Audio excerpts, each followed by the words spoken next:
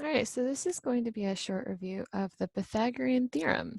Remember, the Pythagorean theorem is a theorem that applies to triangles, but only specific types of triangles.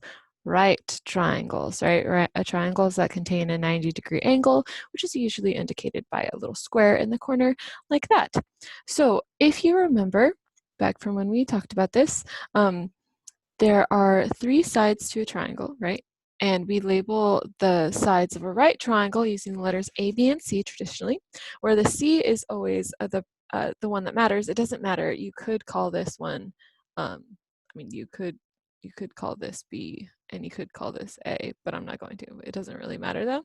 What really matters is that the C is the hypotenuse, and the hypotenuse being the side that is across from the right angle, right? So it's the longest side of the triangle.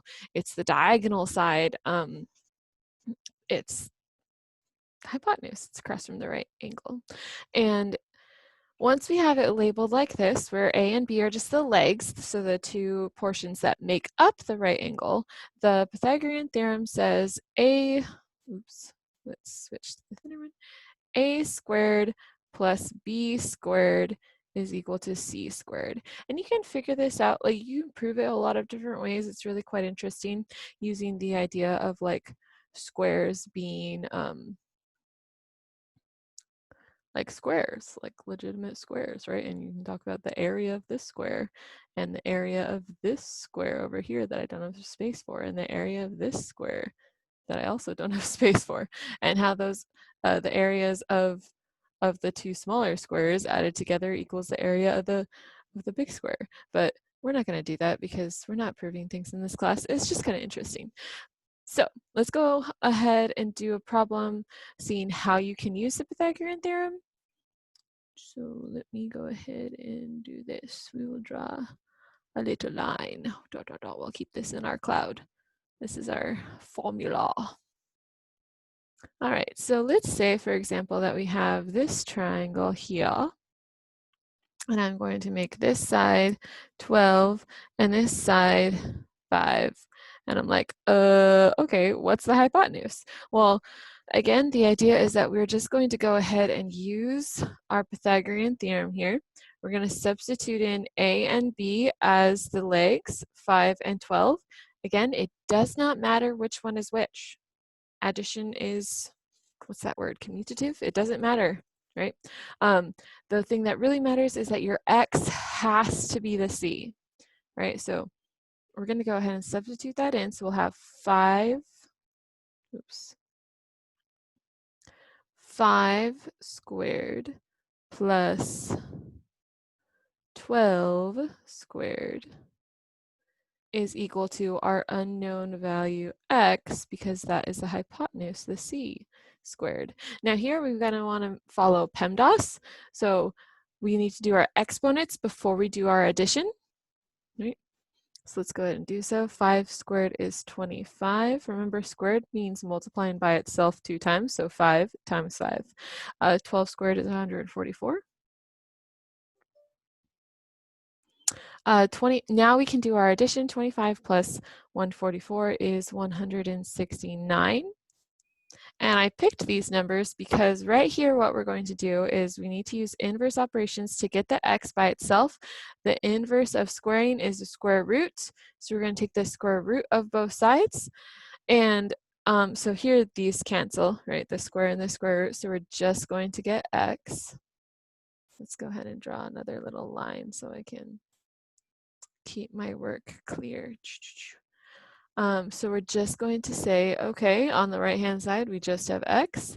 And on the left-hand side, the square root of 169 is just 13. So yay, the end of that. We also could have other problems though. Let me go ahead and do another example where it doesn't turn out quite as nice. This is going to take a second. Undo, undo, undo, undo. It's a lot of clicking. All right, so what if, for example, your unknown wasn't, what if it wasn't the the hypotenuse, what if your unknown value was one of the sides? Like, we don't know what this side, we do not know what this side is. We'll call that x. And let's say that, let's just make up some totally random numbers here. Let's say that this one is 10 and this is 3. 3. I have no idea what the answer is here because that's not a Pythagorean triple, which is like some well-known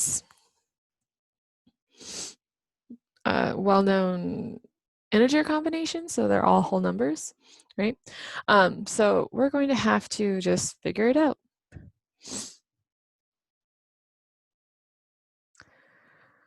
So we'll do 3 squared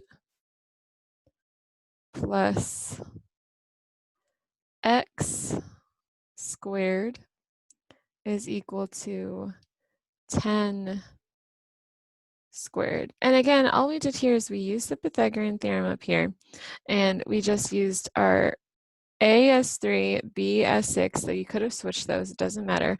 But the 10 is the hypotenuse, it has to be the C value. So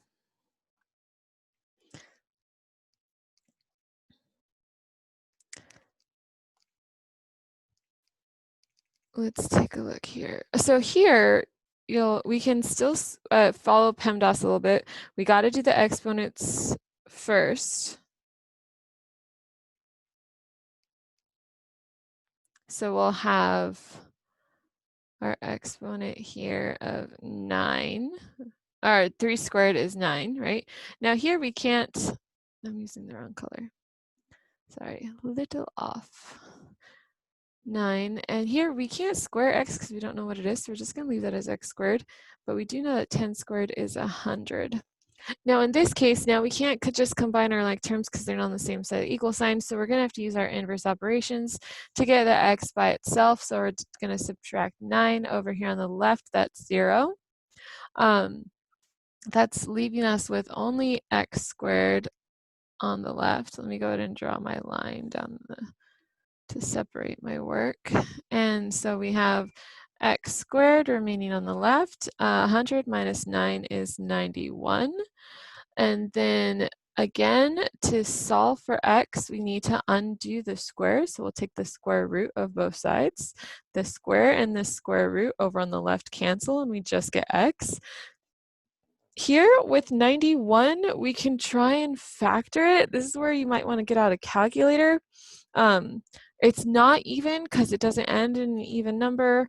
9 plus 1 is 10, which is not divisible by 3, so it's not divisible by 3. I don't think it's divisible by 4. Let me double check though using my calculator. Nope, not divisible by 4. It doesn't end with a 0 or a 5, so it's not divisible by 5. It's not divisible by 3 and 3, so it's not divisible by 6. I don't think it's divisible by 7, but I will check. Oh, look, it is divisible by 7. It's 91 is 7 times 13, but neither of those are perfect squares. In fact, they're both prime, which means we can't even factor it any further. So we're just going to go ahead and leave this as the square root of 91. And that's our answer, right? I mean, you could put it as a decimal, but I highly suggest you do not, just because square roots are more exact. And unless you're asking like a word problem where it asks for like the number of feet, in which case that doesn't make any sense. You should say that it's 9.5 or whatever that is, right? Because it's between 81 and 100. So unless it's asking for a number, most cases you want to be more exact. So you'll just leave it like that. All right, that is the Pythagorean theorem. If you have questions, please ask.